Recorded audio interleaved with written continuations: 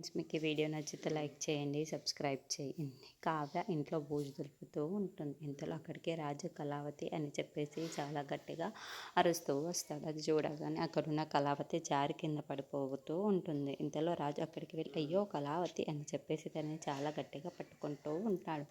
అది చూడగానే అక్కడున్న కావ్య అయితే అమ్మయ్య ఇప్పుడు నేను పడిపోబోయాను, మీరు పట్టుకోబోకపోతే నేను కిందనే పడిపోయేదాన్ని అని చెప్పేసి అంటుంది. ఆ మాటలు వినగానే అక్కడున్న రాజు అయితే సరే నేను నీకు ఏ విధంగానైనా సహాయపడగలనా అని చెప్పేసి అడుగుతూ ఉంటుంది. అక్కడ ఉన్న కావ్య ఈ ఫీలింగ్స్ మొత్తం నేను తుడవాలి అనుకుంటున్నాను, మీరు ఏమైనా సహాయం చేయగలరా అని చెప్పేసి అంటుంది.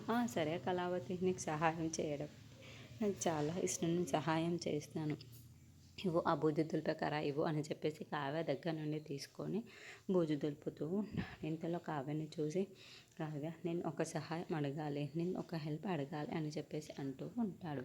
ఆ మాటలు వినగానే అక్కడున్న కావ్య అయితే ఏంటండి అని చెప్పేసి అడుగుతూ ఉంటుంది. కావ్య అడుగుతూ ఉంటాడు. ఇంతలో అక్కడున్న కావ్య మాత్రం అక్కడ తుడవండి ఇక్కడ తుడవండి అని చెప్పేసి అంటూ ఉంటుంది. అది రాజు స్లిప్ అయిపోయి కింద జారిపోతూ ఉంటాడు. అది చూడగానే అక్కడున్న కావ్య అయితే ఏవండి అని చెప్పేసి రాజును పట్టుకుంటూ ఉంటుంది. అక్కడున్న రాజు కావ్య కళ్ళల్లో కళ్ళు పెట్టి చూస్తూ ఉంటాడు. అక్కడ ఉన్న కావ్య కూడా కళ్ళల్లో చూసుకుంటూ ఒకరినొకరు ఉంటారు. ఇంతలో అక్కడికి ధాన్యలక్ష్మి రుద్రాని వాళ్ళు వస్తూ ఉంటారు. వాళ్ళిద్దరిని అలా ఉండడం చూసి చాలా కోపంగా వీళ్ళిద్దరూ ఎంత ఆనందంగా గడుపుతున్నారు, మేమందరం ఎంతో టెన్షన్ పడుతూ ఉంటే వీళ్ళు చూడు ఎంత సంతోషంగా ఉన్నారు అని చెప్పేసి వాళ్ళిద్దరిని అలా చూసి కుళ్ళుకుంటూ ఉంటారు.